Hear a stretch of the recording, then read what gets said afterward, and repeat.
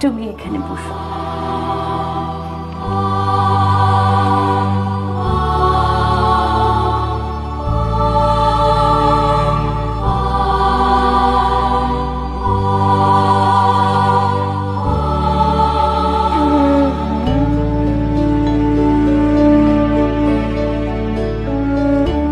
নিবেদিতার অনুরোধে ছবি তুলতে রাজি হলেও বিদেশি ফটোগ্রাফারের সামনে লজ্জাশীলা মা কিছুতেই মুখ তুলে চাইছিলেন না।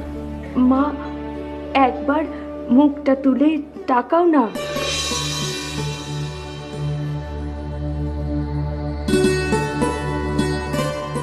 সেই সময় অনন্যোপায় হয়ে নিবেদিতা একটি কৌশল অবলম্বন করেন। মা, টোনা হয়ে গিয়েছে। হয়ে গিয়েছে খুকি? ওটি